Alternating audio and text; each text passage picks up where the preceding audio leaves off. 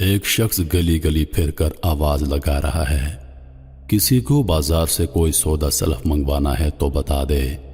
کبھی کہیں اور کبھی کسی گلی میں کسی گھر کا دروازہ کھلتا ہے اور دروازے کی اوٹ میں کھڑی خاتون اپنی ضروریات بیان کرتی ہیں۔ اگلے دن وہی شخص گلی گلی گھوم کر گھروں میں خط پہنچا رہا ہے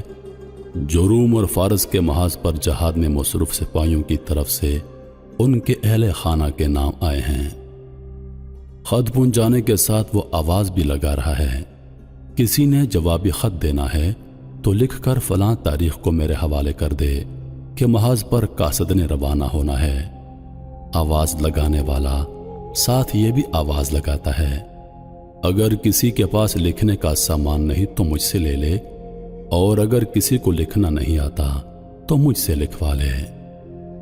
اکا دکا گھروں کے دروازے پر مورخ نے یہ بھی منظر دیکھا کہ وہ شخص دروازے کی چوکھٹ پر بیٹھا ہے اور دروازے کی اوٹ سے کوئی خاتون جوابی خط کا مضمون بیان کر رہی ہے اور یہ لکھتا جاتا ہے، اجنبی زمینوں پر اس وقت کے فرعونوں کو ناکو چنے چبانے پر مجبور کرنے والے مجاہدین کے گھروں میں روزمرہ ضروریات کے مطابق سودا سلف پہنچانے والا ان مجاہدین کے گھروں پر ڈاک پہنچانے